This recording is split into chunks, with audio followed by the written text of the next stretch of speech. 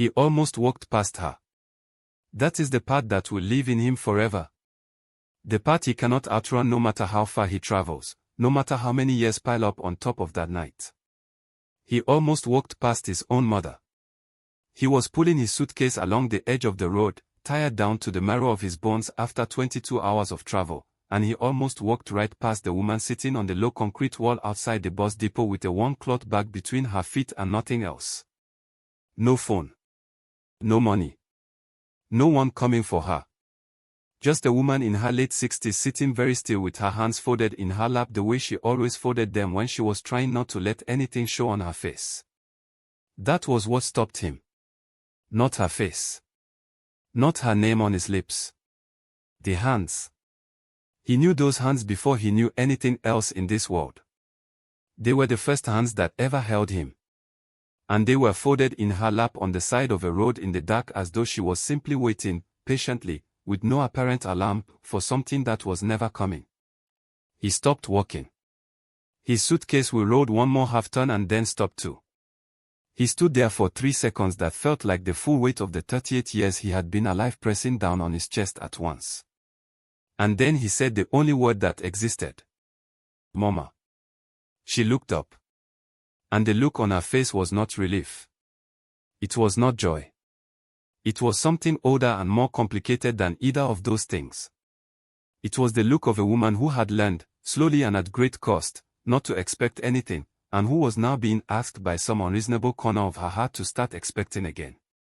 She pressed her lips together. She looked at him for a long moment as though confirming to herself that he was real. And then, very quietly, she said his name. Kofi. And just like that, something inside him that had been locked tight for 8 years cracked clean open. But to understand what that night meant, to understand the full weight of that moment outside the bus depot, you have to go back. You have to go back to the beginning. Not to the drama of it, not to the betrayal or the loss or the reckoning that came after, but to the ordinary days before any of it. The days when the world was still whole. Kofi Mensah Asante grew up in a house that smelled like palm nut soup and engine grease. Those were the two competing scents of his childhood, his mother's cooking drifting from the back of the house and his father's work following him through the front door every evening.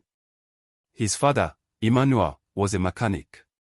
Not the kind with a proper garage and a sign above the door, but the kind who knew every car in the neighborhood by its particular sound of trouble, who could listen to an engine from across the road and tell you what it needed.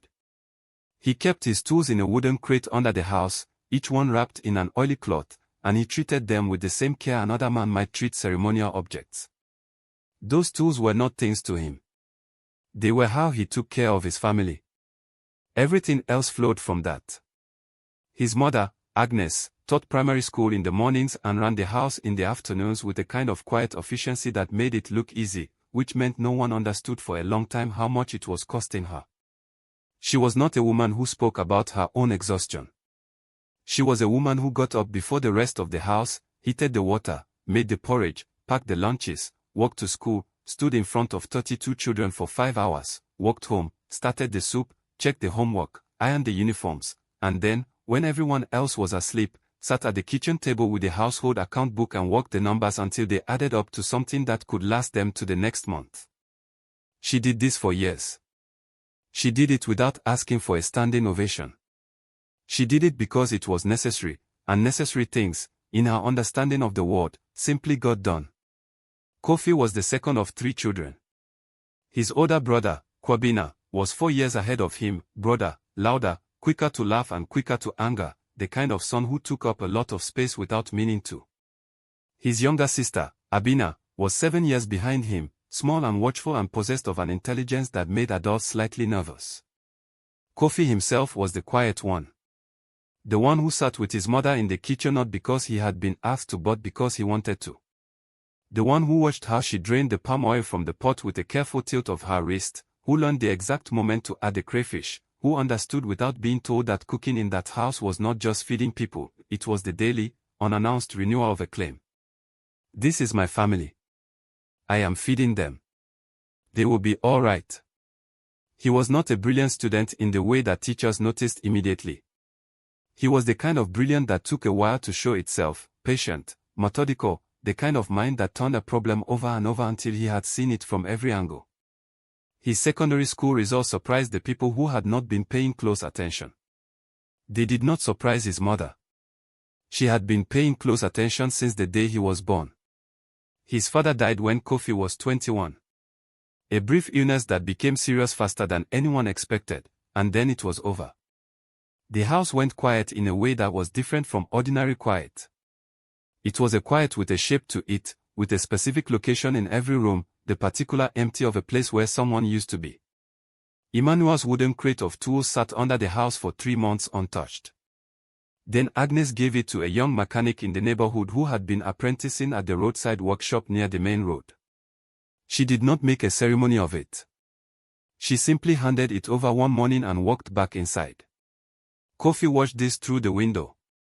He watched her walk back inside. He watched her stop at the kitchen counter, both hands flat on the surface, her back to the room, her shoulders perfectly still for a moment that lasted just long enough for him to understand that the stillness was costing her something enormous. Then she straightened, picked up the serving spoon, and continued what she had been doing. As though she had simply paused to consider a thought and then dismissed it. As though her husband of 26 years had not just had his last remaining presence in the world placed in someone else's hands. He did not go to her. He did not know how to go to her. He wanted to. But there is a particular inadequacy that settles over children in the presence of their parents' grief, the awful knowledge that you cannot fix what is broken, that you cannot give back what has been taken, and it is a paralysis that looks like cold-heartedness from the outside but is in fact its precise opposite. He stood at the window with his hands pressed against the frame. He memorized the set of her shoulders. He promised her, silently and with his whole body, that he would find a way to take care of her. He did not know yet how far that promise would take him from home.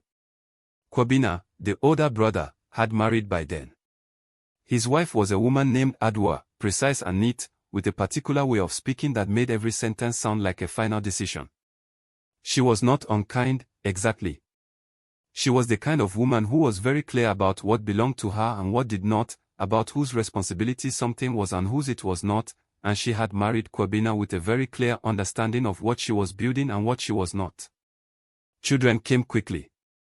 An apartment in a better part of the city came next. Then a car. The move towards something larger and more aspirational was proceeding exactly as planned. There was a period, a few years after Emmanuel died, when Agnes would visit Kwabena and Adwa's apartment on Sundays. She would bring food she had cooked at home and carry it there on public transport, the pot carefully wrapped in cloth to keep it warm, and she would arrive and set it out and serve everyone and eat quietly at the table and watch her grandchildren and then take the bus home alone in the late afternoon. Kofi, when he learned of this arrangement years later, would feel a cold, slow anger at the specific image of it, not at his brother for allowing it, but at the accumulated weight of small dignities surrendered, each one so quiet, so reasonable seeming in isolation, that no single one announced itself as the outrage it was. Only together did they form a full picture. But that came later. At this point in the story, Kofi was 24 years old and working in a small accounting firm, riding the same bus to work every morning, trying to stretch his salary to cover both his rent and the money he sent home to his mother every month, and thinking with increasing urgency about the gap between what he was earning and what he needed to earn. His uncle, his mother's brother, was the one who first raised the idea. There are opportunities abroad, his uncle said. Good ones, for people with your education. You would not have to stay forever. A few years. Come back with something solid. Kofi sat with this for a long time. He turned it over and over the way he turned every problem over, looking at it from every angle. The angle that looked most like clarity, eventually, was the one that said, you promised her. You promised her you would take care of her. A salary like yours, here, takes a lifetime to build anything with. Go. Build it faster. Come back. He told his mother last.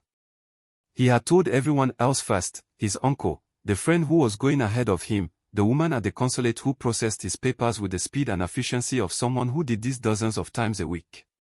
He told his mother last because he already knew what her face would do when he told her, and he was not ready to see it until he had to. She listened to him.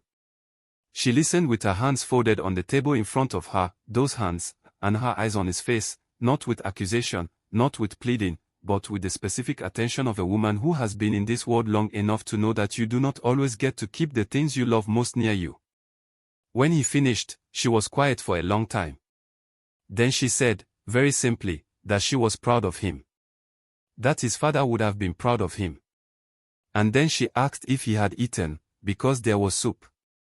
He wept in the bathroom afterward, running the tap so she could not hear him. He left on a Thursday morning. She came to see him off. She had pressed his shirts the night before, 5 of them, folded with a precision that was its own kind of message.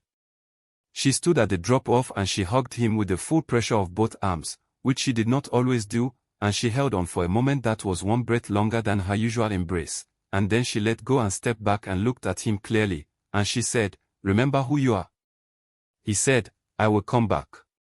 She said, "I know." She was smiling when he went through the door. He looked back once. She was still smiling. What he did not know, what no one told him, or what everyone found a reason to let drift out of reach before he could be told, was what was about to happen in his absence. The years on the other side of that door were years of a particular kind of relentlessness. The city he arrived in was grey for a long time, grey and cold in a way that settled in the bones, and the work he found at first was not the work he had trained for. He cleaned offices for 18 months. He filed documents in a basement archive for another year. He enrolled in an evening certification program and studied after 12-hour shifts with his textbook propped open on the kitchen counter of the small flat he shared with 2 other men from home, eating instant noodles, sending money back every month without fail, calling his mother every Sunday without fail, learning to recognize the particular cheerfulness in her voice that meant she was not going to tell him something. He was good at recognizing it. He had grown up studying her face, her voice, the precise geography of her expressions. He knew when she was genuinely fine and when she was performing fine for his benefit. He knew, on some level, for years, that the performance was covering something. But the nature of that something, the full scale of it, he did not know. Because the person who should have told him had decided, for reasons that would become clear only later, not to. Kwabena called once every few months. The calls were brief, the kind of brief that is the result of no particular urgency on either end. "How is Mama?" "She is fine." "How is the business?" "It is all right." "How are the children?" "Growing fast." "Good, good." "Take care of yourself." "Yes, you too." These conversations carried the nutritional content of a meal that is technically food but does nothing for actual hunger. Kofi sensed this. He put the thought aside because the alternative of understanding what the brevity was covering, required a confrontation with something he was not ready for while he was 8,000 kilometers away with no immediate capacity to act. The accounting certification came through in his third year. He found work at a mid-sized firm. The salary was real this time. He sent more home. He moved out of the shared flat and into a small place of his own, a studio with a radiator that worked and a window that looked out over a canal and a faint, persistent smell of damp that he learned to ignore. He called his mother on Sundays. He told himself he was building something. He told himself he would come back when the something was solid enough to bring home with him. Years went by with the particular speed of years that are full of work and purpose and loneliness. 5 years became 6. 6 became 7. He told himself, 1 more year, and then I have enough to go back and start something real, something that will hold. He told himself this honestly. He believed it. Then, on a Sunday evening in the 7th year of his absence, he called his mother and she did not answer. He called again. No answer. He called Kwabena. There was a pause on Kwabena's end that lasted 2 seconds too long. And in those 2 seconds, every instinct Kofi Mensah Asante had been suppressing for 7 years opened their eyes. "She is fine," Kwabena said. "She has just been a bit unwell. She lost her phone, that is all. I will have her call you." She did not call. 3 days later, a neighbor, a woman named Auntie Comfort who had lived 3 houses down from Agnes for 20 years, found Kofi's number through a chain of contacts that involved 2 cousins, a church directory, and a long-distance phone bill that Auntie Comfort paid without a word of complaint, because some things you simply do, and called him herself. She called him from her own phone, in the early morning before her husband woke up, sitting in her kitchen with her voice lowered, and she told him what she had been watching happen for the past 2 years and what had finally happened 3 weeks ago. And she told him because, she said, someone should have told you long before now, and the fact that no one did is a disgrace. And I am not going to stand in front of God on the last day and say I knew and I said nothing. Kofi sat in his studio with the phone pressed so hard against his ear that it left a mark. He asked Auntie Comfort to repeat what she had said. Not because he had not heard it. Because he needed the extra seconds to let it find somewhere to land inside him. She repeated it. He asked 2 questions. He got 2 answers. He thanked her. He hung up. He sat in his studio in the dark. He had not turned on the light when he sat down, and he did not turn it on now, and he looked at the wall for a long time with the phone still in his hand, and a single tear ran down his face before he could stop it, and he pressed the back of his hand against his mouth and kept looking at the wall. What Auntie Comfort had told him was this. For the past 2 years, Agnes had not been living in the family house. The family house, the house where Agnes and Emmanuel had raised 3 children, where the palm nut soup smell and the engine grease smell had lived together in the walls, where Kofi had watched his mother's shoulders hold still over the kitchen counter, had been sold. Kwabena had sold it. He had come to Agnes with a story about debt and business trouble and the necessity of liquidating an asset, and he had presented papers, and Agnes, whose name was not on the title because in the time when Emmanuel had his name put on the deed, this was simply how things were done, the husband's name, no question, had no legal standing to refuse. Kwabena had sold the house. He had given Agnes a portion of the proceeds that amounted to, by Auntie Comfort's accounting, roughly 1/5 of what the property had sold for. He had told his mother this was her share. He had told her the rest had gone to cover the debt. There had been no debt. Auntie Comfort's husband worked in property. He had heard, through the professional networks of people who buy and sell in cities like this one, what the house had actually sold for. Agnes had taken her portion and rented a room, a single room, in a shared house 4 streets away from the home where she had lived for 31 years. She had set up her small gas burner, the second-hand one she had bought and repaired herself 3 times over the years, on the narrow windowsill. She had arranged her few remaining things around the single room with the same quiet efficiency with which she had always arranged everything, because the alternative was to let the room tell the truth about what had happened, and that was not something Agnes Asante was prepared to allow. She went to church on Sundays. She greeted people on the road with warmth and without complaint. She never asked Kwabena for anything. Then, 6 weeks ago, the man who owned the shared house had decided to renovate. All tenants were given 2 weeks' notice. Agnes, without a phone at this point, having given her old one to Abina's youngest child who needed it for school and not been able to afford a replacement, had 2 weeks and 340,000 cedis to find somewhere new to live. She had found a place, a room in another house across the city, but the arrangement had fallen through at the last minute. And so, on the night that Kofi arrived home after 8 years abroad, his mother was sitting on a low concrete wall outside the bus depot with her one cloth bag between her feet and nothing else. She had been there for 4 hours. She had not called Kwabena. She had not called anyone. She had simply sat down on the wall and folded her hands in her lap and waited, with the patience of a woman who has learned that sometimes the world does not provide a specific direction to go in, and in those moments you simply hold still and trust that something will move toward you. Something did. Her second son, pulling a suitcase on wheels, almost walking past her in the dark. He did not almost walk past her twice. He sat down on the wall beside her.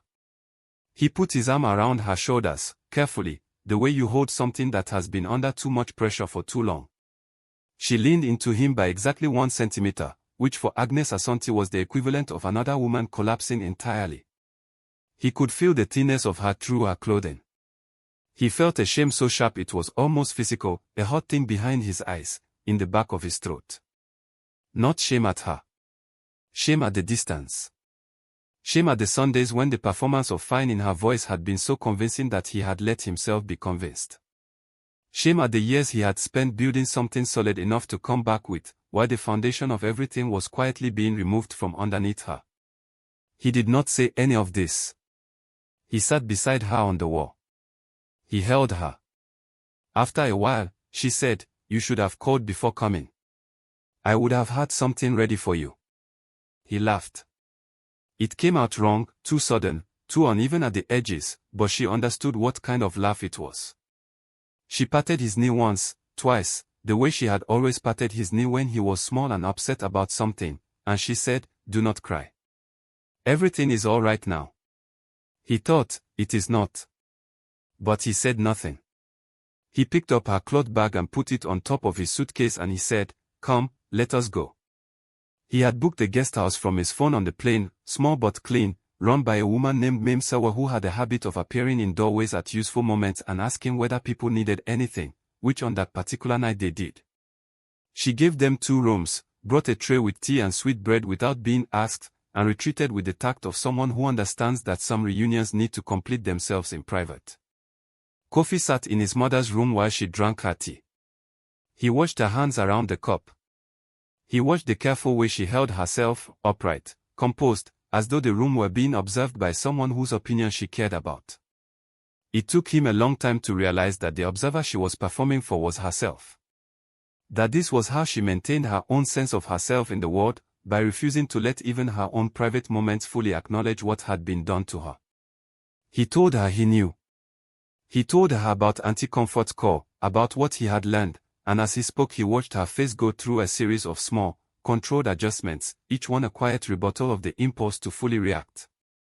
She set her cup down. She straightened her wrapper at the knee with both hands. She said, "Auntie Comfort should not have worried you with all of that." He said, "Mama." She said, "It is in the past now." He said, "It is not in the past. It is sitting in front of me right now."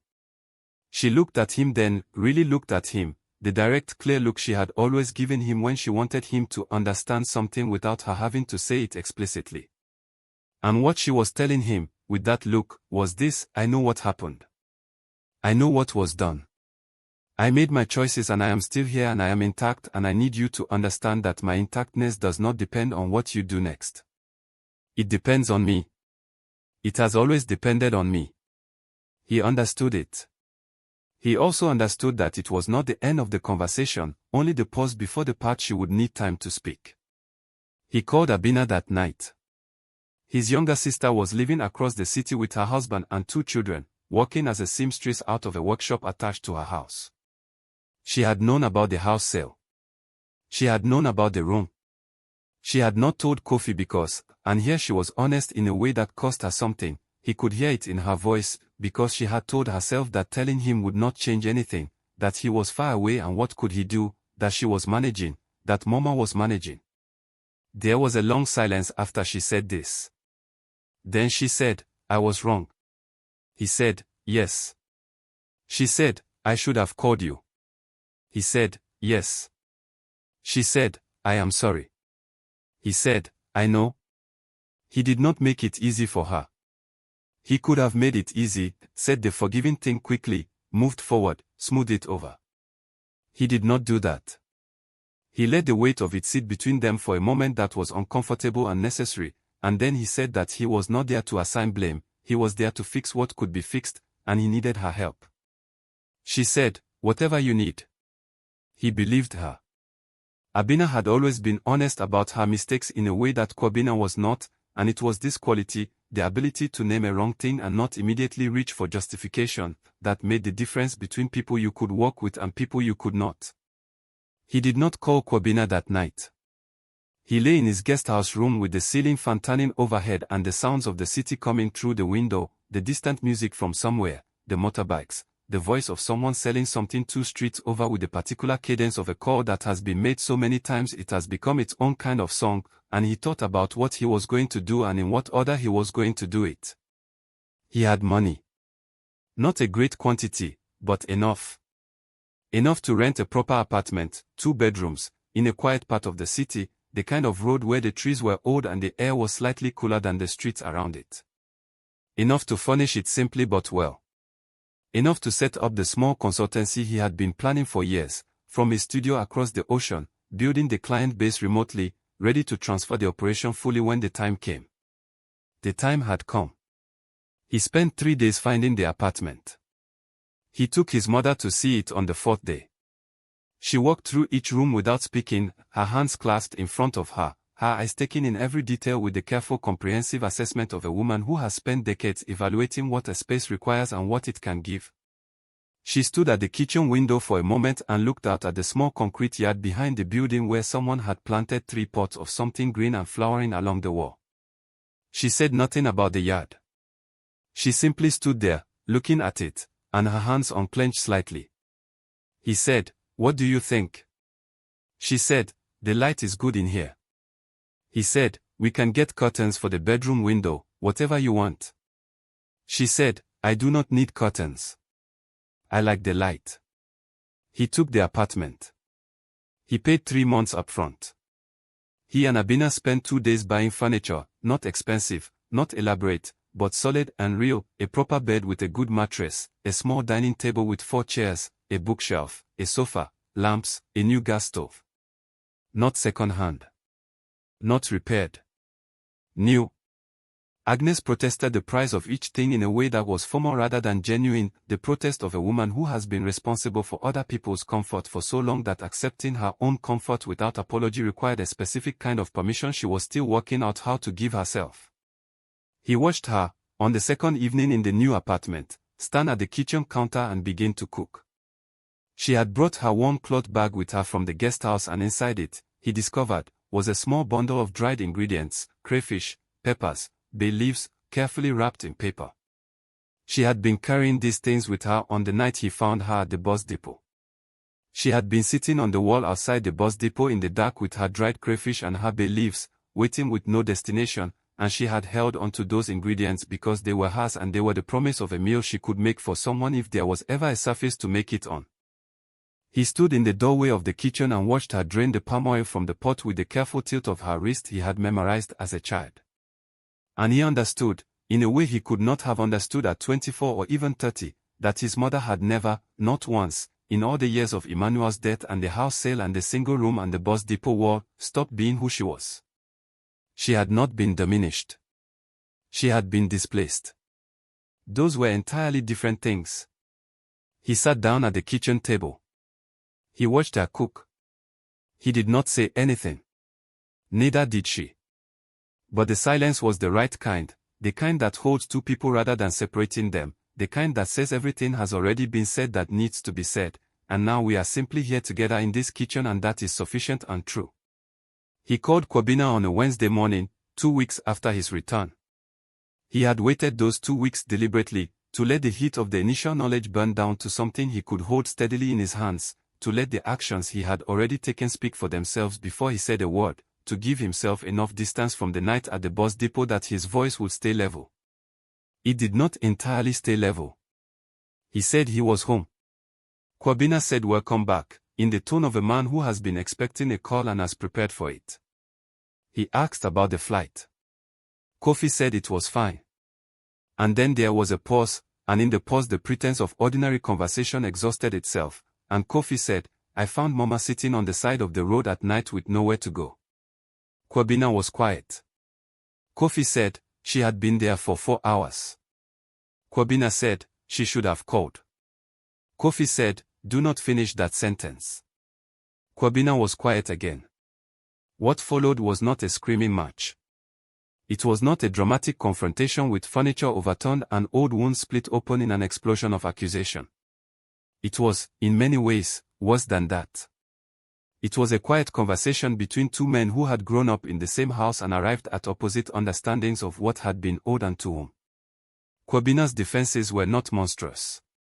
They were petty and recognizable and mundane, which made them in some ways more difficult to contend with than outright villainy would have been. He had debts. Real ones, he said. Business pressures that Kofi, from his comfortable distance, had not understood. The house had been a shared family asset and the decision had been made in a moment of necessity. He had given Mama her share. He had helped where he could. Adua's mother had also been ill around that time. There had been a lot on all sides. Kofi listened to all of this without interrupting. When Kwabena finished, Kofi said, "The question is not whether you had difficulties.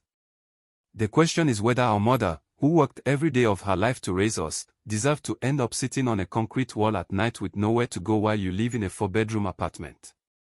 A silence. The answer to that question, Kofi said, is no. Another silence. "I am not asking you for the money," Kofi said. "I am telling you that what happened is what happened, and you know what happened, and I know what happened, and the only choice that remains is what you do from this point forward. Mama is settled. I have taken care of that. What I need to know from you is whether you understand what it cost her. Not the money. The cost of living in a single room and not asking for help. The cost of sitting on that wall." Kwabena was quiet for so long that Kofi thought the call had dropped.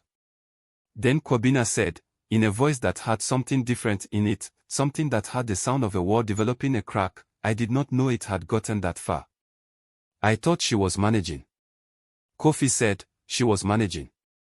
That was the problem.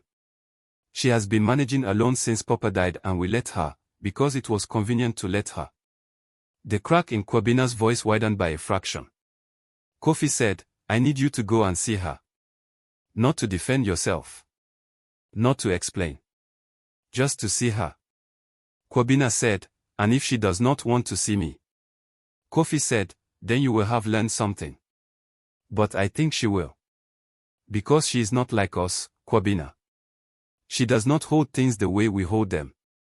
2 days later, Kwabena showed up at the new apartment. He came alone, without Adwa, which was itself a statement of some kind. He brought mangoes, which was an odd and particular choice, and which Agnes understood immediately as the choice of a man who did not know what else to bring and had defaulted to the food she had always kept in the bowl on the kitchen counter when they were children. She thanked him for the mangoes. She made him sit. She made tea. Kofi left them alone.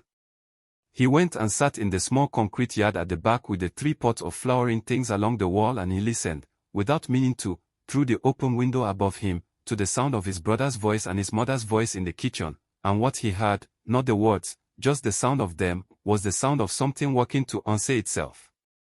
It was not a clean process. It was not a quiet one. There was a point where Kwabena's voice broke in a way that Kofi had never heard it break before, and then there was a long silence. And then there was his mother's voice, low and steady, saying something he could not hear precisely, and then silence again. He sat in the yard and looked at the flowering things in the pots and did not try to hear more than he was hearing.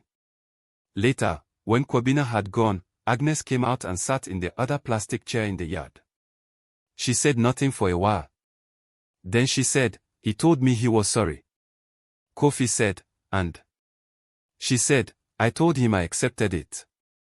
Kofi said, "Do you?" She looked at the flowering pots. She said, "Forgiveness is not a feeling, Kofi. It is a decision you make and then you keep making every morning when you wake up." "I have decided. The mornings are still ahead of me." He looked at her. He thought about the years she had spent making mornings happen for people who did not always understand what the mornings cost.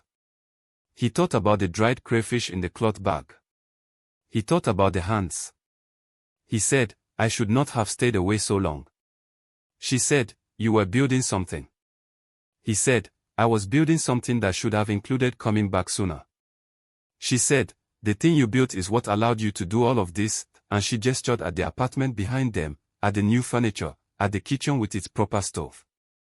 "So do not dismiss what it cost you either. We both made sacrifices. We both made choices. And we are both here now." He said, "We are both here now." She said, "Yes." She reached over and patted his knee once, twice. The same rhythm. The same pressure. And then she got up to go back inside, pausing at the door to ask if he was hungry, because she had started a soup earlier and it would be ready soon. He said yes. He was hungry. She went inside. He sat in the yard for a while longer, in the early evening air that was warm and carried the smell of the flowering pots and somewhere beyond the wall the smell of someone else's cooking and something dusty and sweet with no name. He sat with all of it. He sat with the 8 years and the 22-hour flight and the bus depot wall and the dried crayfish and the cracked sound of his brother's voice and his mother's hands and the way she had said we are both here now with a clarity that had no performance in it at all. The soup, when it was ready, was exactly right. He knew it would be. There are things this story asks us to sit with when it is over. The first is the particular cruelty of the managed distance, the phone call every Sunday that is just frequent enough to feel like presence while being just distant enough to allow absence from the things that matter most. Love, even genuine love, can learn to perform itself through a phone screen in a way that substitutes for actual witness. An actual witness is irreplaceable. It is the thing you cannot get back once it has been missed. Kofi loved his mother. He also allowed the image of her fine to replace the fact of her fine for years, because replacing images is easier than crossing 8,000 kilometers to confirm the truth. This is not an accusation. It is a warning. The people who love you will manage. They will manage until the managing costs them everything, and they will not always tell you. So you must ask more than fine. You must ask further than fine. You must press gently on the fine until you know what is behind it. The second thing is about the quiet theft that happens in families when the labor of care goes unnamed and therefore unvalued and therefore unreturned. Agnes spent decades taking care of everyone around her, her children, her husband, her students, her community, and when the time came for the accounts to be settled, the value of that labor was not on any document. It was not on the deed of the house. It was not in any agreement anyone had put in writing. It lived only in the memory of the people who had benefited from it, and when those people found it convenient to diminish the memory, there was no external evidence to contradict them. This is not unique to Agnes. It happens everywhere that care is performed primarily by the people with the least formal power, and it will keep happening until families and societies find ways to make the labor of care as visible and as valued as any other labor that builds a life. The third is the hardest one. The person who took from Agnes was not a stranger. He was her son. He was the child she had packed lunches for and ironed uniforms for and walked to school and stayed up late worrying about. The wound of being wronged by a stranger is one kind of wound.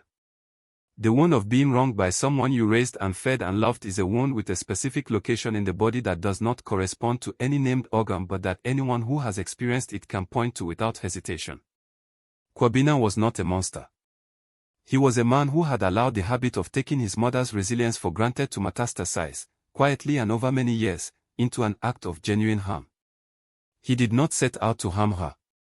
He set out to solve his own problem, and the solution he chose required that he not think too carefully about what it cost someone else.